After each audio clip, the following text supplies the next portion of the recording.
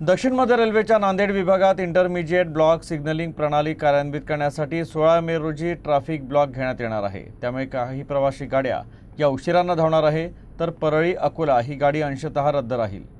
त्यामुळे प्रवाशांनी प्रवासापूर्वी वेळापत्रक तपासावं असं आवाहन रेल्वे प्रशासनाने केलं आहे।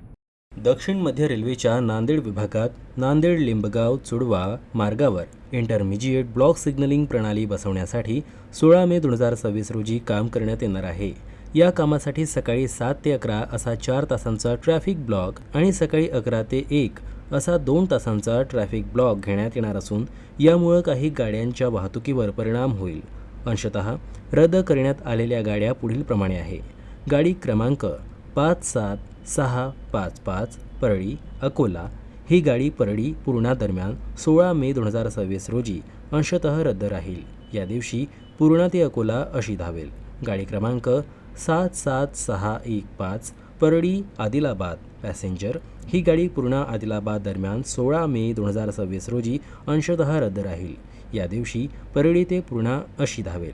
गाडी क्रमांक 17409 आदिलाबाद नांदेड एक्सप्रेस ही गाडी माळ टेकडी नांदेड दरम्यान 16 मे रोजी अंशतः रद्द राहील। या दिवशी आदिलाबाद ते माळ टेकडी अशी धावेल। गाडी क्रमांक 17410 नांदेड आदिलाबाद एक्सप्रेस ही गाडी नांदेड माळ टेकडी दरम्यान 16 मे 2026 रोजी अंशतः रद्द राहील। या दिवशी माळ टेकडी ते आदिलाबाद ती अशी धावेल। गाडी क्रमांक 77645 निजामाबाद नांदेड पॅसेंजर ही गाडी मुदखेड नांदेड दरम्यान 16 मे 2026 रोजी अंशतः रद्द राहील।